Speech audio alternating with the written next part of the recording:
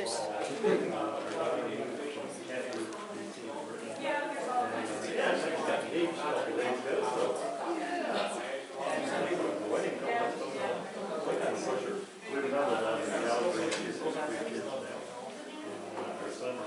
Good evening, everyone. Thank you for coming out tonight, and welcome to the Island Lecture Series. This is our last lecture of the year, and we've been running this program in some way or the other since the late 1980s. So thank you for being part of it. As we gather this evening, it's important to acknowledge that as attendees, as presenters, as organizers, we're learning, meeting, and living on the unceded and ancestral lands of the Mi'kmaq people. So in the spirit of reconciliation, I hope that everyone in this room and everyone who watches the recording later will consider how we can, in our own ways, actively uphold our obligations as treaty people. The treaties, the Peace and Friendship Treaties, were signed by the people of Ipecacuit, also known as Prince Edward Island, starting in 1725. So thank you for being here. Thank you for acknowledging that. My name is Pooja. I work as the coordinator of the Institute of Island Studies, a role that Laurie did for many years before me. And the Institute is a research and policy center that's been running out of PEI for the last 40 years.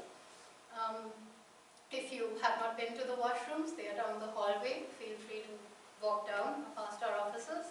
If you are unfamiliar at all with the Institute, it's www.islandstudies.com, and you can search for that on social media. I'm really delighted to be introducing Marlene, who has done the Island Studies program, graduated this year. So in the long line of people who have done a thesis and taken a lot of their time and attention to think about this island and other islands. And she is a lobster fisher on this island. It is not every day that you get to hear from a woman in her profession who has also studied and thought about what she does in relation to the changes that are happening in the world around us today. So I will not take more time away from Marlene. Let's please give her a very warm welcome.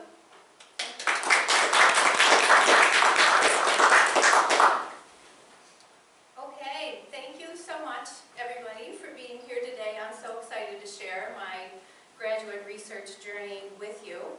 Fisheries Management in a Changing Climate, Insights from the Prince Edward Island Lobster Fishery was the title of my graduate thesis.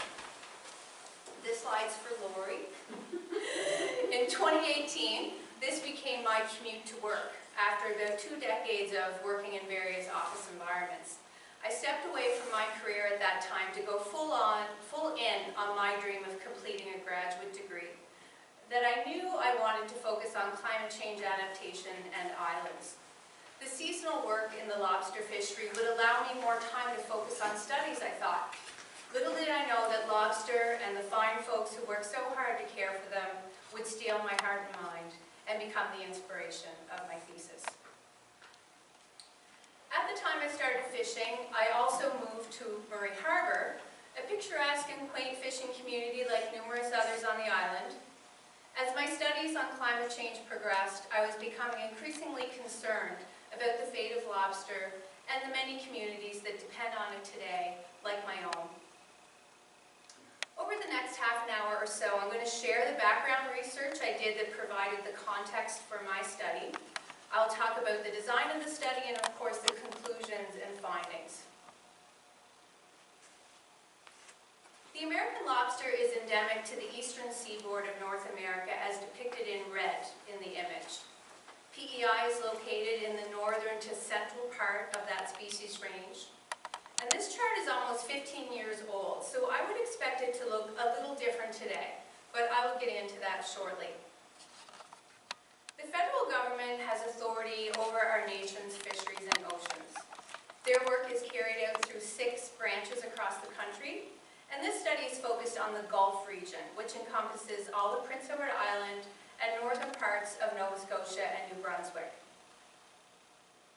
Fishers are regulated by the federal government's Department of Fisheries and Oceans, also known as DFO, and have been since this fishery began in the 1800s. While provincial governments do not have authority over the fisheries, they have a vested interest due to the cultural, employment, economic, food security, and tourism impacts that fisheries have. Provincial governments play an important role through regulating the organizations and companies in the province that participate in the industry. And this includes the PEI Fishermen's Association, the Marketing Board, as well as the buyers and processors. The provincial government also makes investments in lobster-related research, education, and fleet modernization, and supports fishermen and small business owners through financing and financial advice. Earlier this fall, they completed a climate impact assessment for all fisheries, which is available publicly for anyone who's interested. So if this diagram reflected the reality of the relationships between these groups, there'd be lines going everywhere and back and forth, and I did think for a few moments about trying to do that, but I quickly abandoned it. Because the point I'm trying to make here is really that the Government of Canada has authority over the oceans and fisheries, and they regulate our fishers directly. This historical chart of lobster landings in Canada illustrates a number of things, and I'm going to focus on 3 of them. In the early part of the 1900s, we learned that we could overfish lobster, even with the artisanal small boat and trap effort. Point 2, it took 80 years, give or take, for the landings to return to the level that they were in the early 1900s. And last, that lobster landings in abundance have been at high records for 40 years now. The second chart zooms in on that 40-year period for PEI specifically, and you can see here the significant economic impact of the lobster fishery in PEI. Recent estimates indicate that there was over $370 million in landed value from lobster in 2021. Lobster is the most lucrative fishery in all of North America and contributes almost $2 billion a year to the Canadian economy. PEI's contribution to Canada's lobster production is small compared to neighboring provinces, but it has a large impact on the island economy and way of life. The increased abundance of lobster is believed to be due to a combination of factors: increased water temperature due to climate change, effective conservation measures shaped over a century ago, and loss of predators such as cod. Today, it's estimated that 82% of harvesters' income is derived from lobster fishing alone, compared to 40% in the 1970s. A situation that leaves individuals and communities who depend on the lobster fishery vulnerable to both short-term shocks and long-term downward trends. Turning now to how climate change impacts lobster. The scholarly literature in this area outlines a number of known and potential impacts, increasing water temperature being the most commonly discussed. Others include quality of the ocean water, such as acidification, changes in currents and water circulation, and increases in intense weather events. Also, there's increased predation, such as with sea bass, and loss of food source, in particular zooplankton. And we're already witnessing these changes in lobster distribution, migration, and molting processes.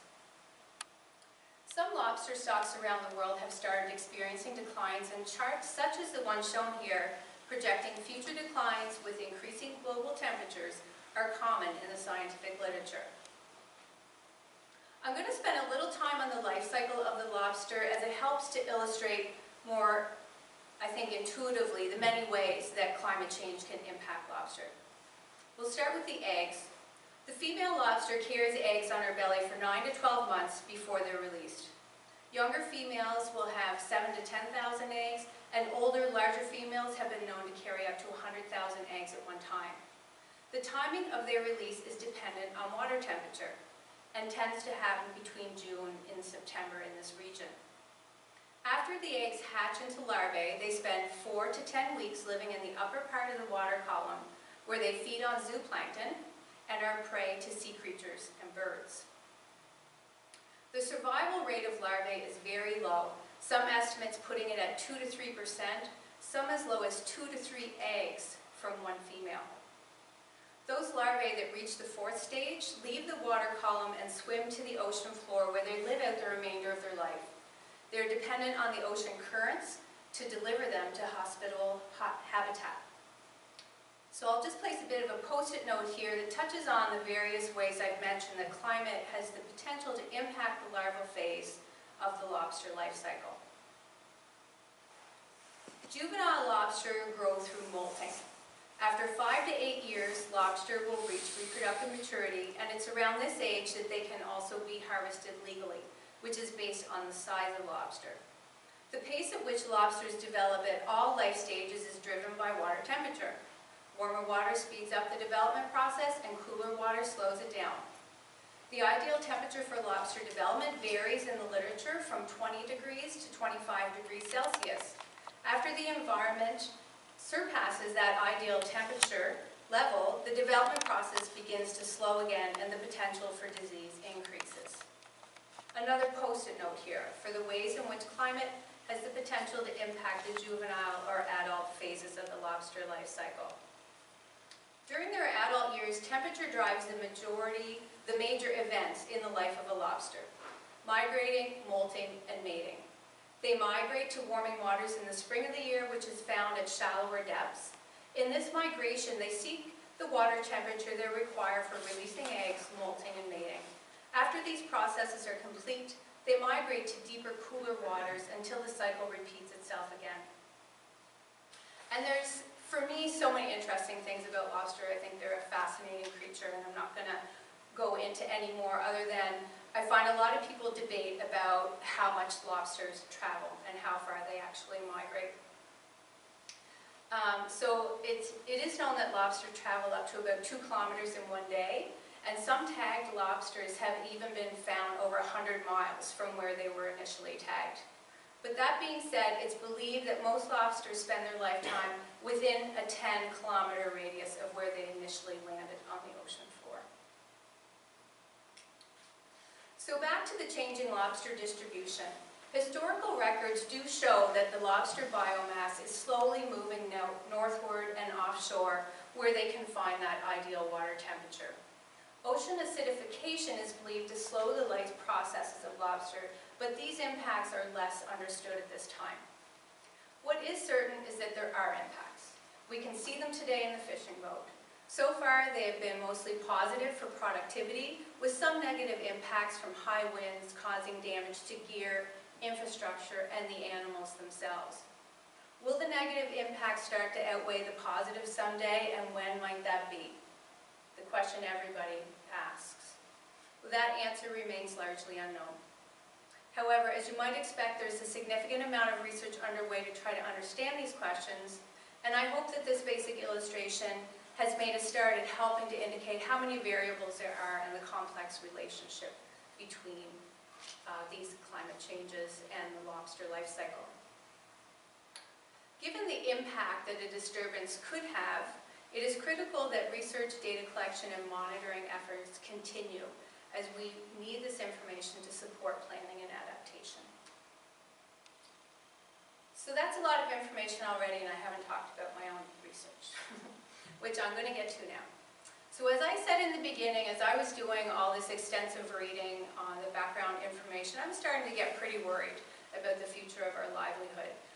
And I wondered, as a student of island studies and a social scientist, what can I bring to this situation? And that's when I landed on this question of adaptability. With so many forces outside of our control, how adaptable are we in the fishery, I was wondering.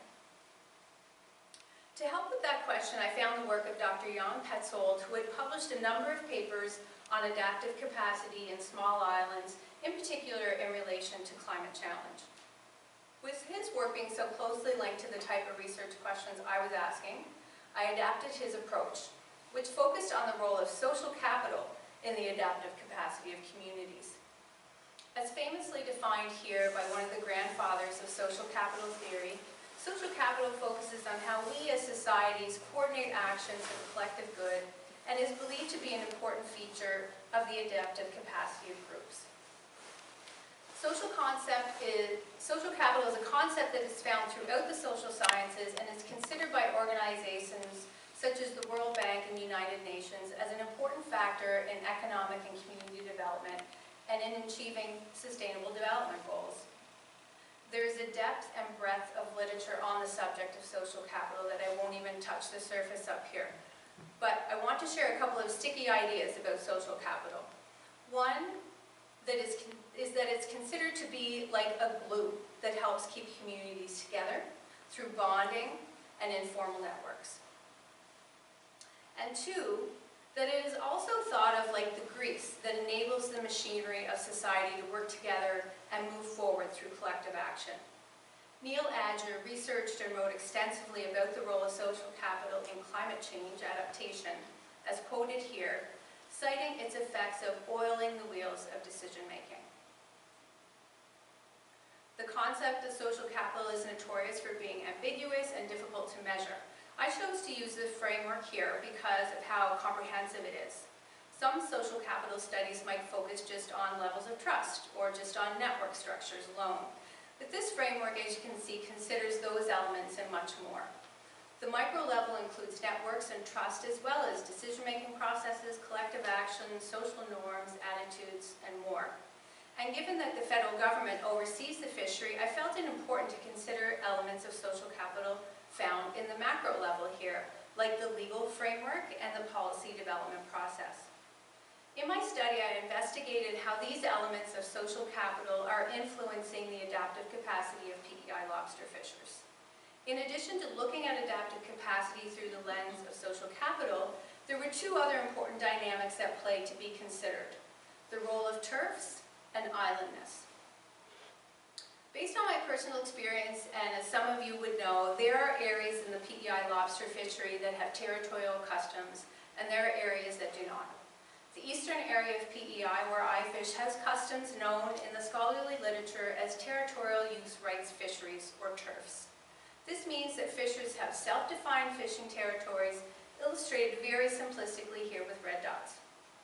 These territories are defended from new entrants either individually or in groups and are not enforced by regulations. They're based on customs and upheld through so-called gentlemen's agreements. The phenomenon of TERFs is well documented in the lobster fishery in Maine. Western PEI does not have these territorial customs. I suspected that these different customs might be influencing the adaptive capacity of lobster fishers, so I investigated that as well. And last but not least, being a student of island studies, I knew that islandness would also need to be considered because of its known impact on social capital.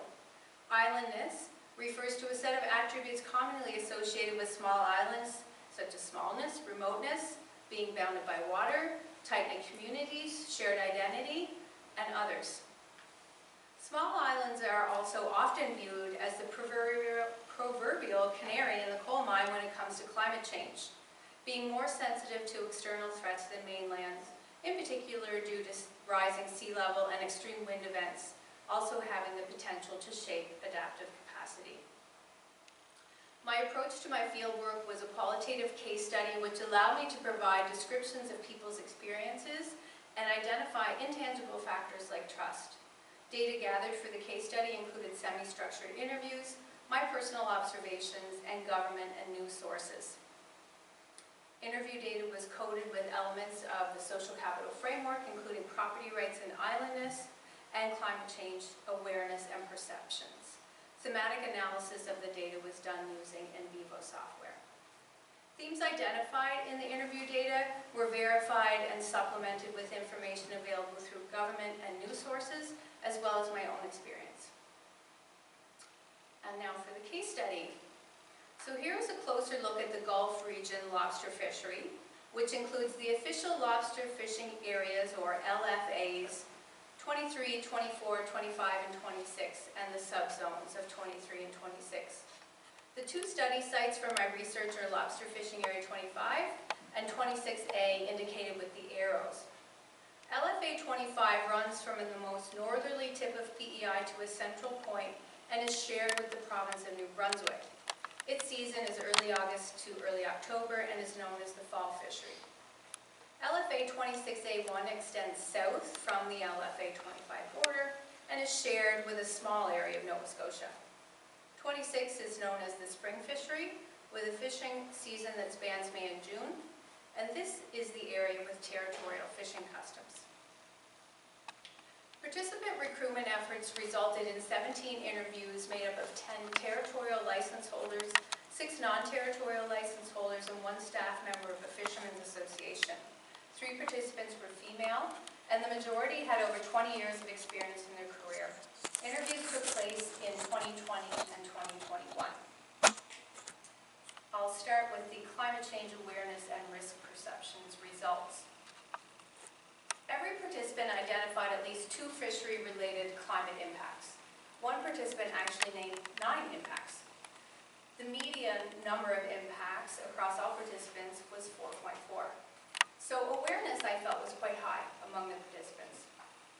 The most commonly cited impacts were warming water temperature and changing migration patterns of lobster.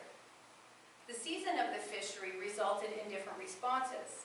Spring participants, labeled territorial with the orange lines on this graph, observed less ice-covered water and the introduction of new, possibly predatory species, whereas the non-territorial fall fishers, shown in green, spoke about damage from extensive weather and wind.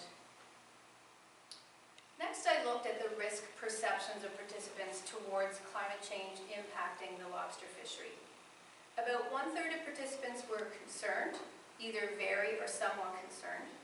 Roughly another third were not concerned, and our final third, uncertain.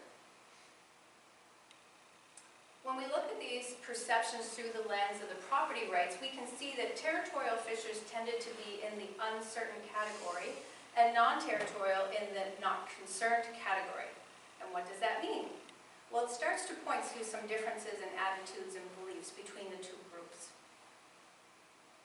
Those who were not concerned said that either they weren't noticing changes or they were confident that the changes could be successfully managed because they viewed them as a gradual process. And for the most part, participants that were uncertain about climate impacts acknowledged that change was happening, but also shared uncertainty about whether or not the changes were climate-driven. In regard to the current abundance of lobster, for example, whether that was due to climate or successful management measures or some other unknown factor was a question in the mind of some participants. Those that were very concerned indicated that their perceptions were influenced by scientific research and or relationships they had with fishers south of us in the United States.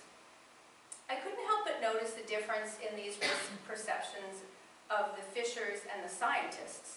I was wondering if we really needed to start raising alarm bells to PEI fishers about climate change. And then it occurred to me, despite these beliefs, perceptions, or attitudes, adaptation is well underway. Fishers are buying larger vessels so they can travel farther and work in harsher conditions, and LFA 26A has already made changes to their season start date in response to earlier seasonal warming.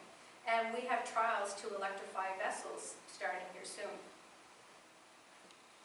Next, I'll focus on the influence of territorial versus non-territorial fishing customs.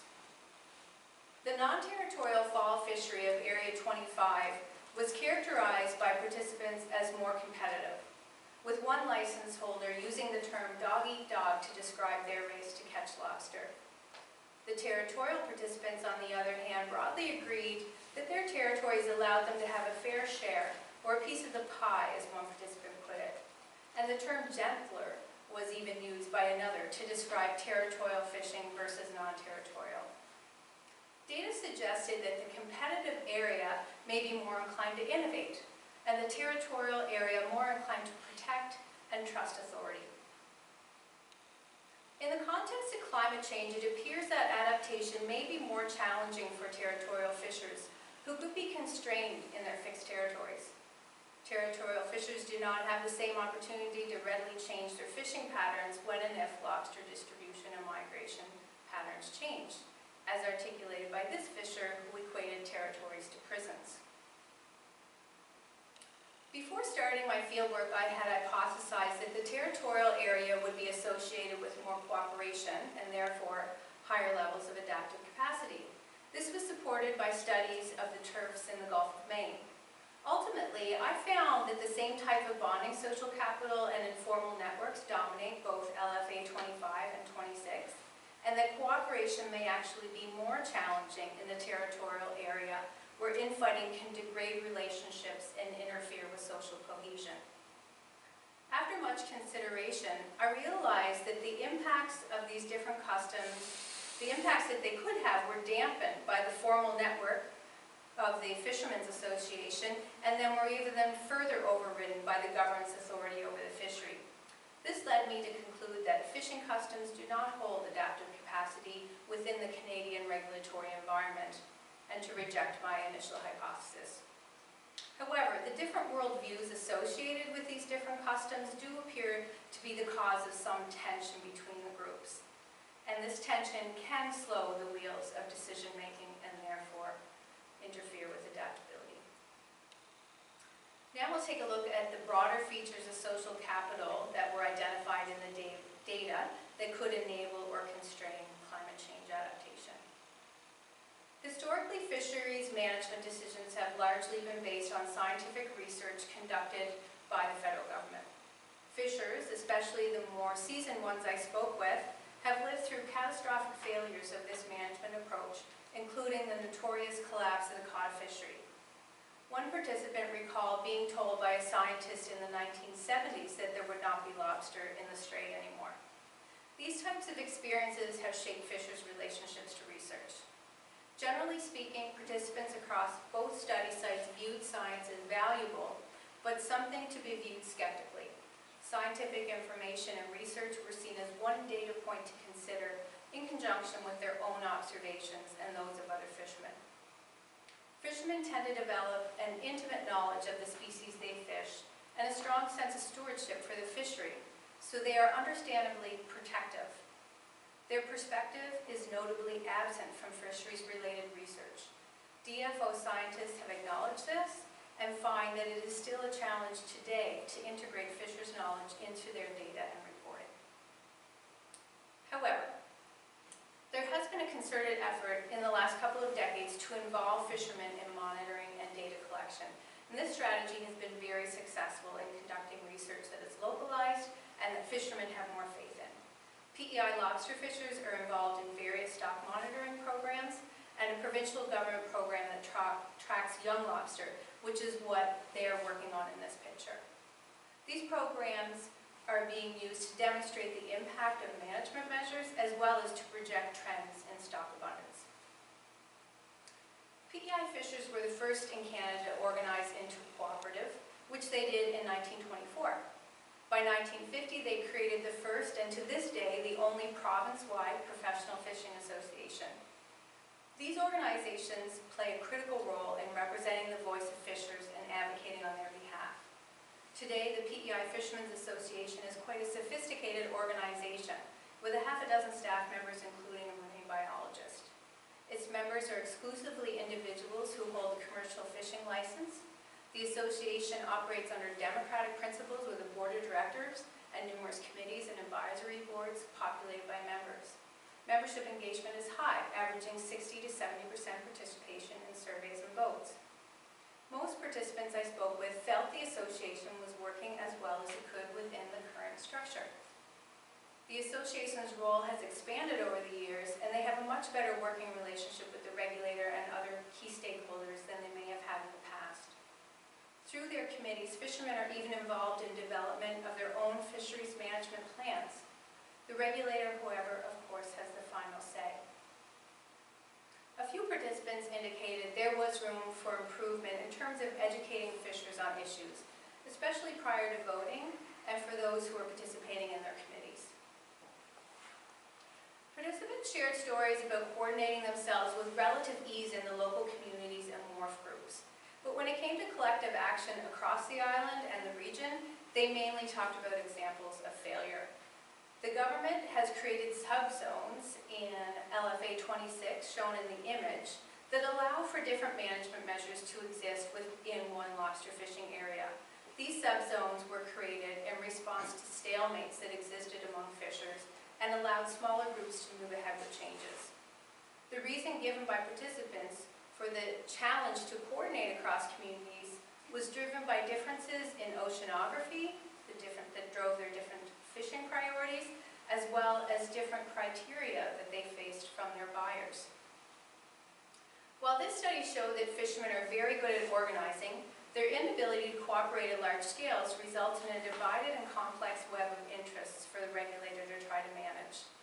However, according to those studying the impacts of climate change on lobster, changes are likely going to have different impacts throughout the region. Therefore, these smaller social structures could enable climate adaptation in the future. Some participants spoke negatively about the working relationship with the regulator. Generally speaking, the overall impression was that the consultation process was still primarily a one-way conversation, and even though recent conservation efforts instituted by the regulator have benefited fishermen, they still fear the government will make decisions without them, and that these will have a negative impact on their livelihoods. For example, during the COVID crisis in spring 2020, fishermen were concerned about the implications of opening the spring fishery, and were advised by the regulator to put forward proposals on how they would like to respond per LFA or zone, and that the regulator would respond to each area's request. In the end, the regulator didn't respond until all requests across their region were received, and they made one ruling for the whole region. Stakeholders felt frustrated and discouraged by that process, and some areas had significant negative impacts on their livelihood due to the sweeping decision that didn't take into account smaller scale differences throughout the fishery. Lastly, I'll consider the role of islandness. A strong shared island identity came across in the interviews. It has played a role in the creation of the first and only provincial association, as well as the only lobster marketing board in Canada, and a number of other examples of fishers' ability to organize as islanders against external threats. However, within the context of the fishery, they face structural barriers to leveraging this type of unity because they're actually participating in 3 different fisheries. LFA 24, 25, and 26 each have different regulations and different stakeholders. And when considering their role within the entire Gulf region, participants indicated that their smallness in numbers often left them overpowered in joint decision-making with other provinces and low on the priority list of the regulator and the processors. I'll wrap things up now. My conclusions, as you can see, are presented here in the context of what enables and constrains. I'll start with the idea that whether or not fishers believe the changes they are making in their fishery are because of climate change may not affect their adaptive capacity, as illustrated by changes already underway. Adaptation is a constant in the lives of fishermen. As entrepreneurs, they are exploring, innovating, and adapting, whether that be to the economic, political, regulatory, or natural environment. Collectively, they continue to lead the cooperative movement in their industry with the one and only province-wide association and marketing board. Our provincial government's commitment to being a leader in climate action extends to its support of the fishery and is also a significant enabler of adaptation. Fishers are extremely well organized through their association and have a sophisticated approach to advocating for their priorities, and that includes science and scientists. There has been effective engagement and collaboration between the scientific community and fishermen over the past 2 decades, and more is needed. We need more integration of knowledge between the 2 groups to improve decision-making for both the federal government and the fishers. A shared identity as islanders, our tight-knit communities, and our sensitivity as an island to climate impacts are all positive influences on adaptation that we can leverage. There are also features of islandness that can be found among the constraints. Participants were clear that our small size and remoteness had a negative impact on their ability to be heard on the federal stage. Territorial customs have the potential to greatly impact individuals and their livelihoods if they find themselves in a territory that lobster no longer frequent. However, I don't find that these customs will significantly impact adaptability of PEI lobster fishers on the whole. The ultimate decision-making power lies with the federal government. I'm not saying this is a bad thing, but I am saying that the adaptive capacity of fishermen lies in their ability to adapt within the parameters devised by the federal government and their ability to advocate for change in their favor. So how adaptive are we in this fishery? Very adaptive, at a small scale. The constraints of the regulatory, political, and market systems are significant. Throughout this study, I kept returning to this quote from sociologist Michael Goldman. The term commons here is referring to natural resources that societies share and benefit from in common, in our case, lobster.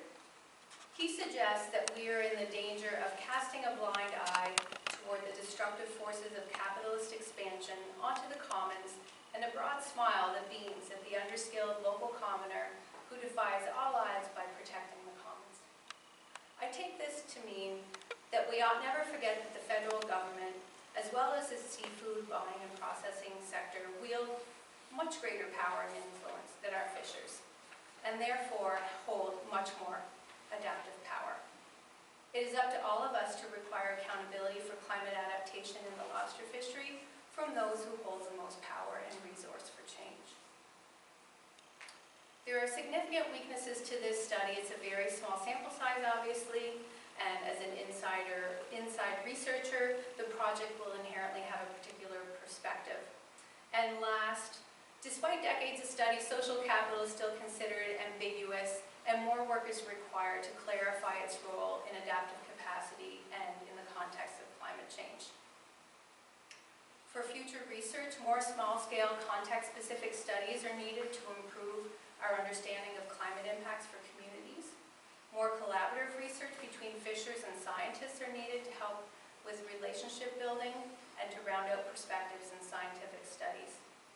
And lastly, the vast majority of funding for research on these topics is focused on the natural sciences circled in red, yet humanity's adaptation takes place in the social and institutional realms represented in the remainder of this chart.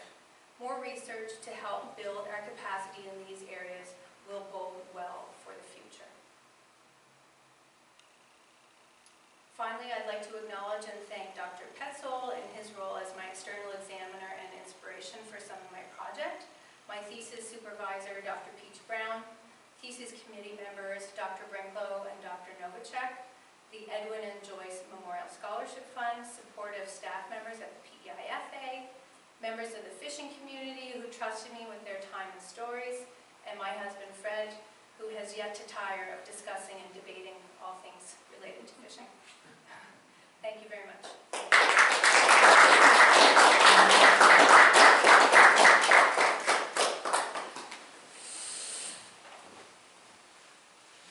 Thank you, Marlene. Do we have questions? We can take questions.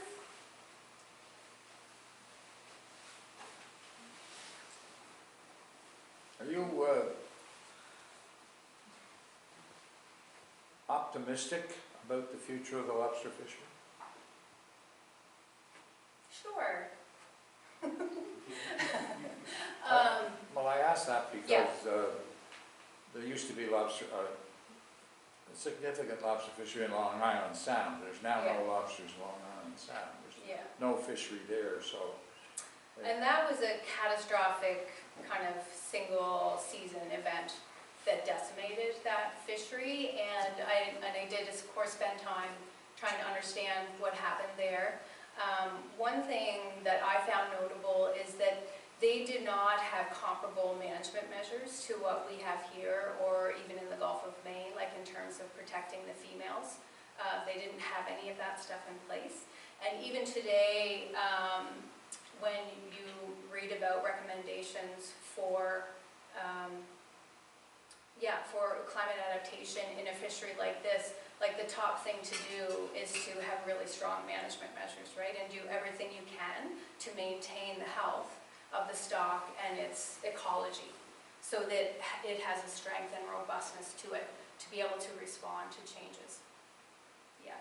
So I think, like, my take on the lobster fishery, I enjoyed so much talking to the fishermen and the way they express things. And one of the quotes that I think I shared here was that idea of, like, I wouldn't bet the bank on anything. Like there's just so much change and you don't know. From 1 year to 1 year, 5 years to 10 years, I might do really well this year and you might not, and then it might change the next year. Like there's just so much variability, even in the absence of climate change, I would say. So it's a really tough question to answer. Yeah, yeah. Anybody else? I'm curious about predators of lobster, and with increased warming of the water, you as a fisher, have you noticed species that are coming into the strait that perhaps hadn't been before, that could be predatory or take over, some of the fishing ground area?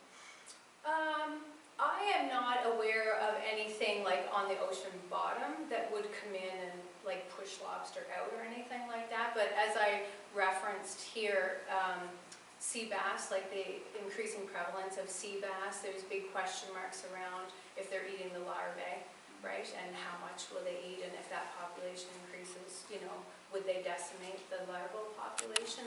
That's the one that would be circulating around tables today. For consideration. Yeah. Yes? When you're talking to fishers from LFA 25 versus LFA 26, was there any envy between fishers for that territorial versus non-territorial system? Or were they happy where they were? Yeah, great question. Some of the non-territorial fishers who are in that more dog-eat-dog environment could really see the value of the simpler approach to, I go to my same fishing grounds every day, and I go through my regular routine, and I'm not too concerned about, new people pushing in and that kind of thing. Vice versa, those that were in the territorial areas, there wasn't any participant that suggested that they wanted to open it up.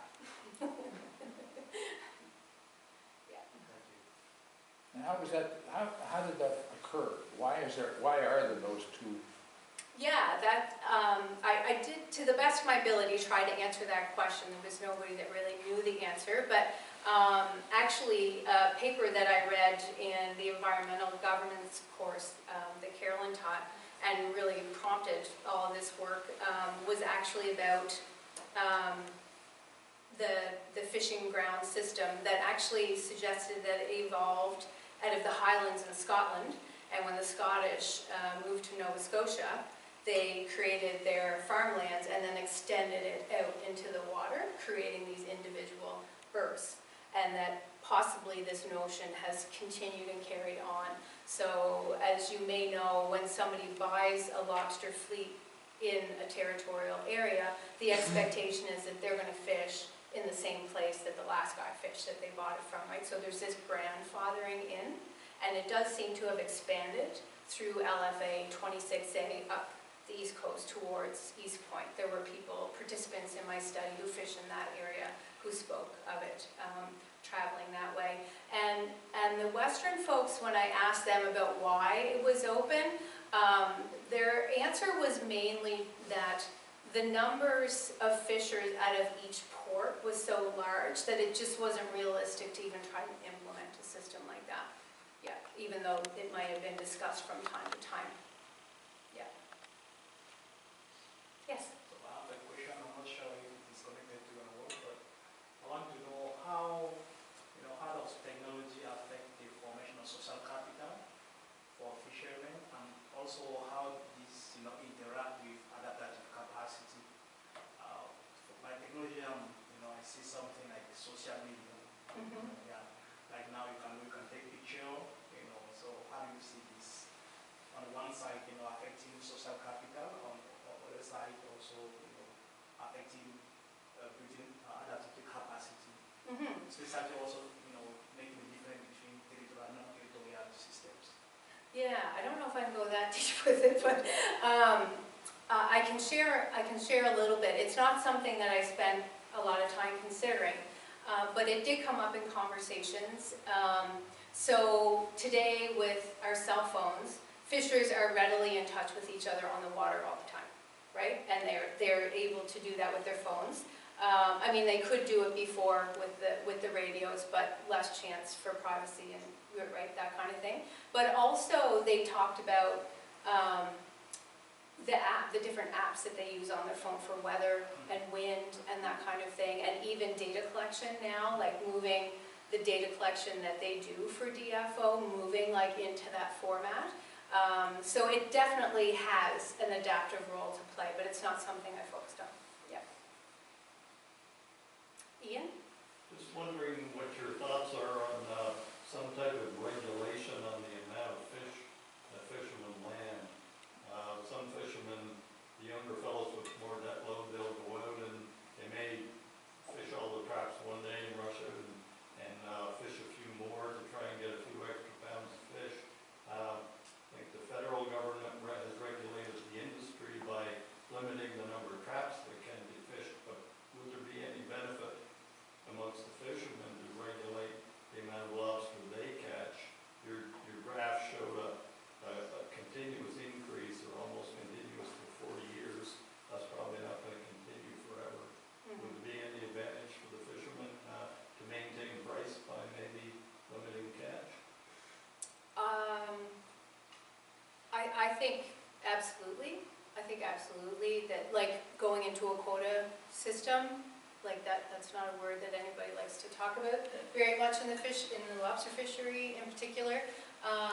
It has its downsides as well, of course, but it is definitely something to consider, especially in a scenario where abundance may start declining, and more management around making sure that the resource is controlled and also that the livelihoods are a bit balanced. It could have some benefit for sure, but it's, from my experience, a non-starter conversation. Some areas have implemented a curfew. Yes. You can't fish all hours. Yeah. Yeah. Yeah, so there have been some other creative ways that fishermen are managing themselves and regulating themselves, and this example was brought up a lot in the study too that happened in Western PEI. And this is where it gets into like how complex the situation can be, because it really stemmed from when the Confederation Bridge went in. The lobster population for miles from the bridge just went to zero. Catches went to zero. And so fishermen who had fished out of those wharves started moving westward to western wharves. And then, of course, someday those fish populations increased again, and people started traveling like hours to go there and fish, and they were starting to fish day and night. This is what was happening, and maybe all kinds of, you know, yeah, not nice things happening. Maybe fishing other people's gear, those kinds of things were suggested. So fishermen in those ports got together and, you know, through their groups, through the PEI, FA, were able to institute what they call the curfew or no night fishing as a way to self-regulate themselves. So they're very able, right, to respond to those situations and implement measures if they need to. I just have somebody's hand keeps going up in the back, so I'll go there. Yeah, I think it's kind of related to the previous question. I know fishers here have this strong identity with lobster, so that's part of social capital, and also it's part of the livelihoods of the island. But we also know that lobsters are natural resources that are going to deplete. So I was thinking maybe someone start talking about changing the production, like going to another economic activity, because it is very challenging to keep the balance between livelihoods and natural resources. So are these discussions going to start with somewhere? I don't know. I feel like you already answered this question, but I don't know, I wanted to know a little bit more about that. Yeah, I think I would just say that, like, you can trust that those conversations are happening, right? And whether they're at the kitchen table in people's houses or at committee tables, our fishers and the people that are supporting the management of that fishery are doing a lot of thinking and considering of a lot of these issues.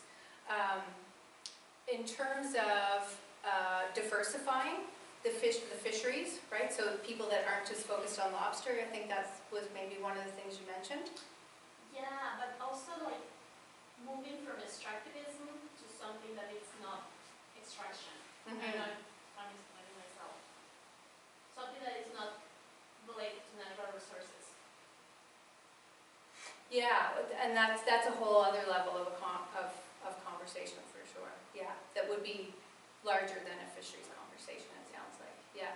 But the comment I was going to make about that, though, is like we have to acknowledge that the economics of the individual fishing enterprise right now is really squeezed.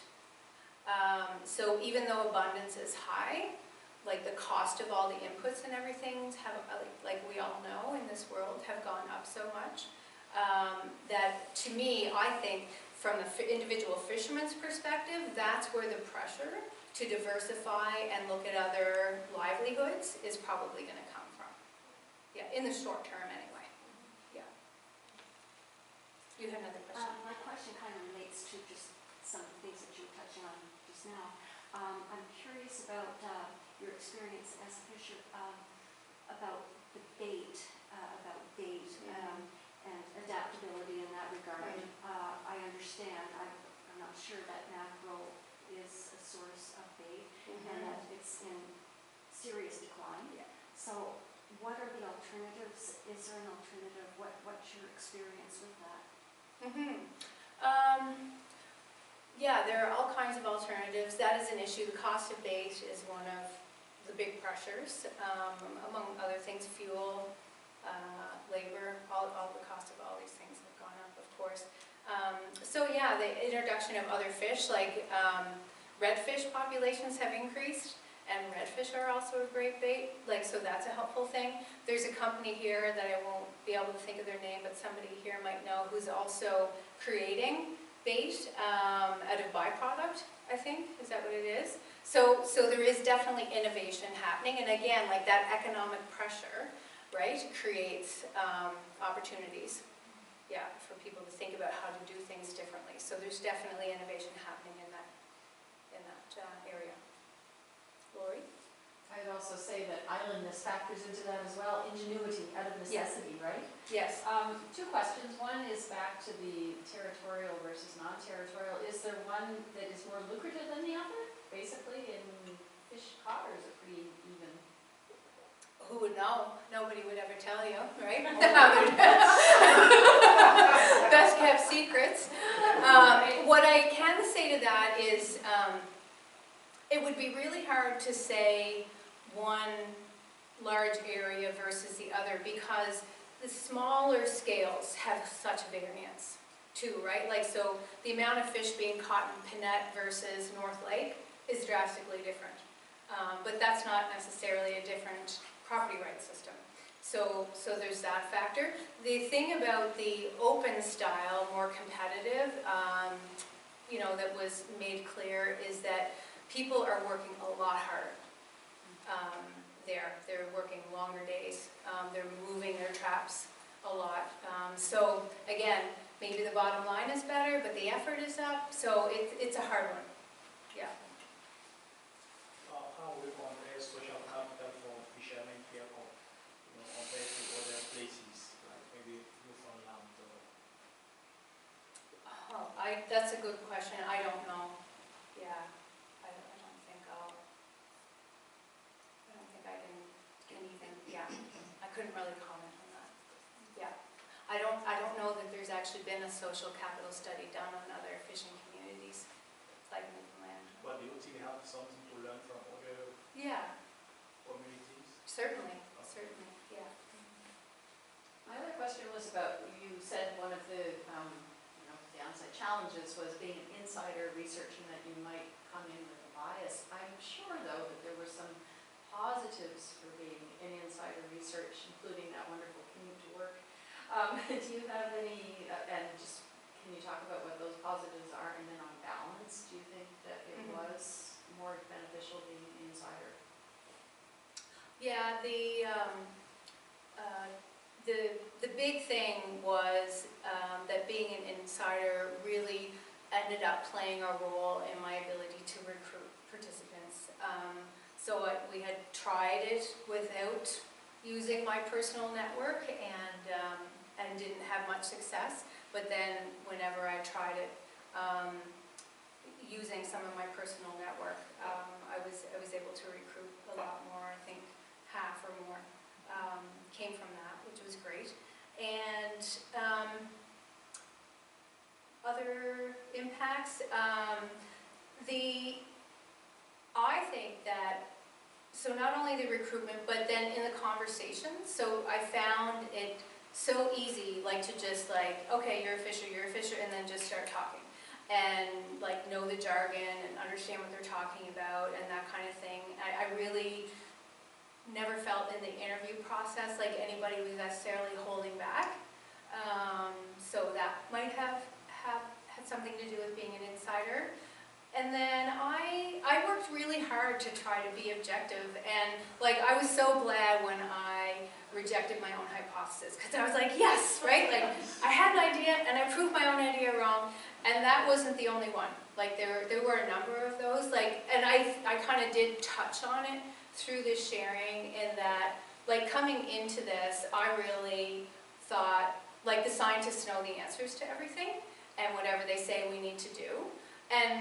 And I came out the other end of it being like, and I actually found a paper written by DFO scientists that said, we need to do better at communicating that science is a learning process, right? And we're just continuing to add more and more knowledge and more data, and talking about the struggle they face when their research or their evidence is held up to saying like, this is your final answer, right? And that's not the intention or how scientific information should be used. And I really grappled with the perspective of fishermen, but in the end, I tend to agree with them, right? Like it should be taken skeptically, it should be taken as a data point into consideration, absolutely. But we need to look at our realities and our situations and what's going on around us, and somehow make our path forward with both those considerations. I have a question. This is my husband, by the way. In the last few years, with the catches that have been going on with continued water temperatures, having lobsters probably molt maybe twice in 1 year, is bringing a bigger lobster into the grounds and everything. And it's changing so much where we used to have the smaller lobsters, you know, they're being caught up too with it. But when we went up in size, we started to put more back. The question was raised at a meeting that I was at, that I said, look boys, we got to start putting something back. We got to start looking after things. And the question came back to me, and he said, Fred, we're putting enough back anyway. We're putting all kinds back. But you can't be taking and taking and taking and hope that there's going to be more there if you're not putting something back, you know, to keep a hold of that resource. I was talking to a guy today, he fishes in, we'll say Georgetown, people are kind of familiar with that area. I fish over in Pictou Island, which is a deeper water. It's more protected from storms. And he got hit with Fiona, and he dropped another 5,000 to 7,000. And at $8 a pound, that's $56,000 that he never got this year. Where we were fishing over where we were, and we never went down hardly at all. You know what I mean? There's always these factors that are coming to put more strain on the person that's trying to fish, you know, for that season. In 50 hauls it is. We have 50 days to catch what we're going to catch here on PEI. And what happens now is it's not costing us $30,000 to go for the 50 days. It's now costing us $75,000 to be able to put the bait in, the fuel, to have a couple of men on the boat and look after the whole shebang, like, you know, and that's what it's costing us now with everything going up. It's gonna be a time where you won't be able to go to the harbor because you won't be able to afford to go and do it, you know? But, Especially if you have a boat payment on $1 million or $2 million On a $2 fleet, million, right, that you're so- buying in. So, yeah, we're the always- economic story is. We're always seeing the effort, more effort, but when we were in Moncton, there was a young lady come up there and she had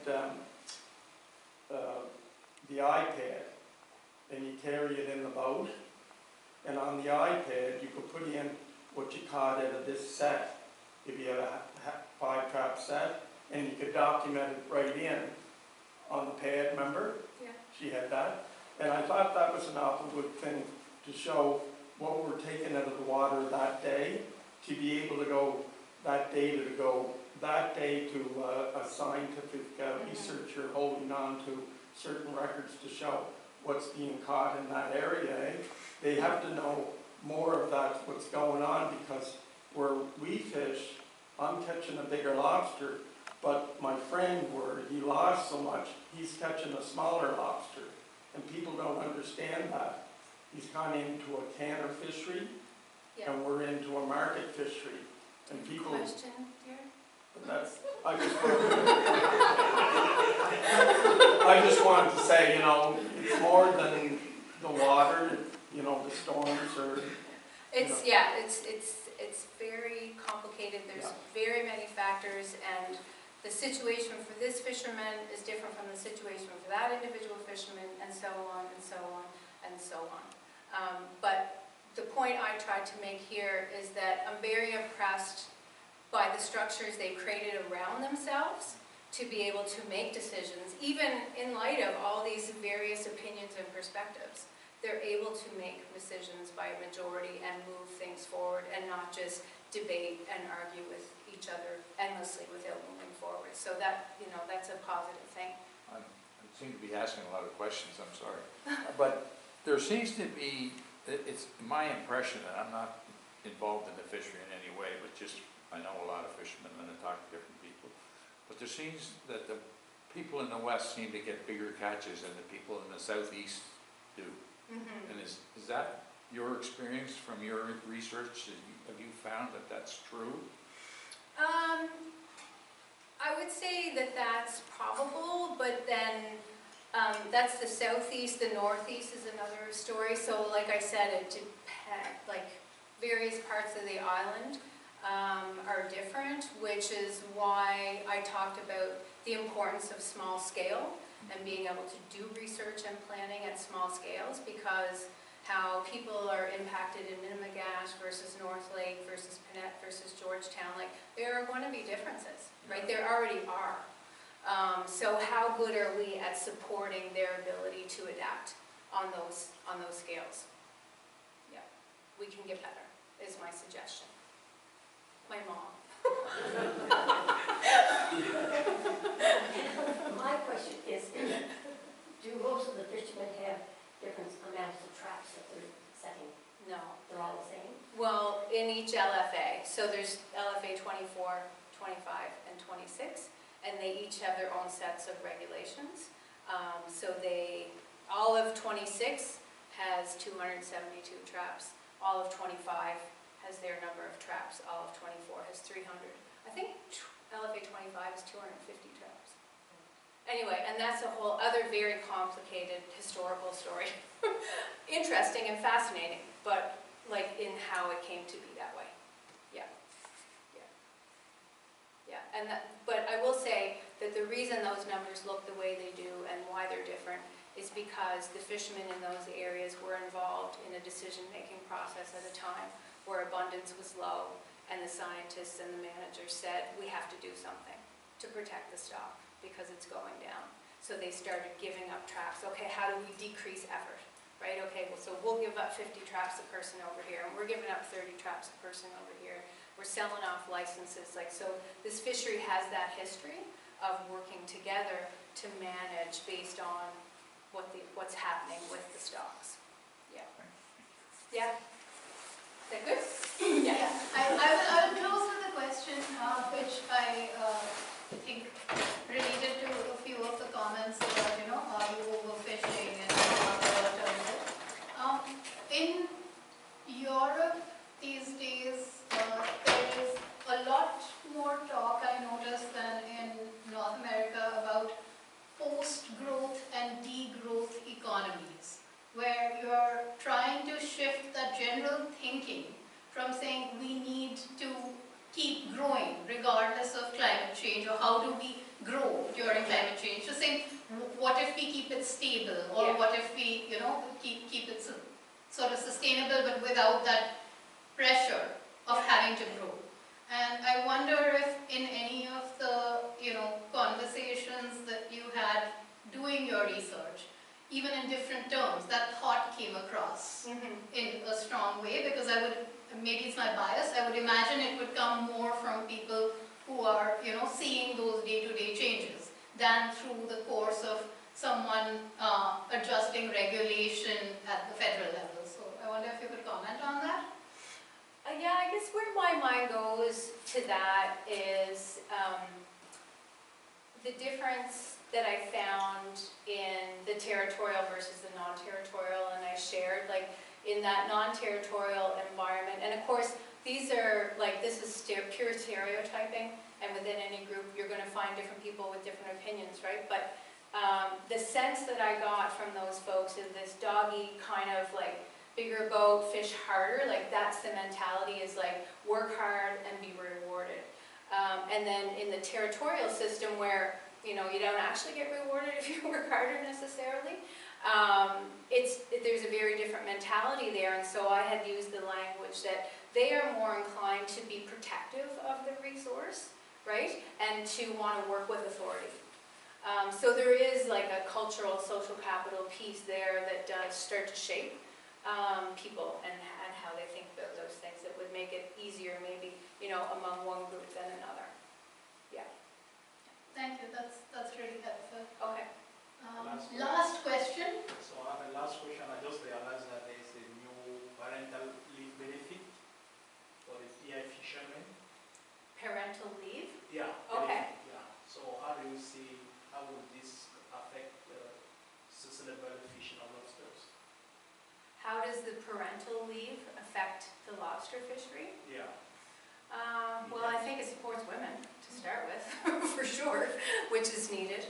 I talked to a few female fishers, and they were very clear at, like, there's no surprise that a lot of women aren't doing this because you are dedicated to it for 15 to 20 hours a day for months. And so trying to have children and maintain a household in that context is nearly impossible. So I think the benefit there is it would help more women enter that workforce. Just without even knowing the background or anything of it, but that's the first thing that comes to mind. Yeah. Okay. Okay. Thank you so much, Anita. This is the latest book. I believe you may not have read it. I don't Another have it. island studies student. Oh, okay. We will have the lecture up on our website in a few days. There is a sign-up sheet for our news and events by the door in case you are not already signed up for our newsletter or our other ways of contacting you. And our next lecture is on the 21st of January. It's not actually a lecture. It is a movie screening of a short film about Haiti and violence in Haiti. We will be hosting the filmmaker virtually. She is based in Puerto Rico, but she is Haitian, and she did that as part of her degree in film production at the University of Greenwich. So we hope to have a good discussion around that. I also want to mention that all our lectures for this fall semester were around the theme of the natural environment, and many of them focused on Prince Edward Island. Carolyn Beach Brown very kindly lent us an environmental studies intern, Jehan, who's in the audience. And so if you don't have the time to actually watch the recording of each lecture, but you're curious, there will be a document up sometime at the end of December where you can get a sense of which ones you want to schedule in while you're cooking or doing something else. So thank you all so much for coming out again, and we hope to see you next year.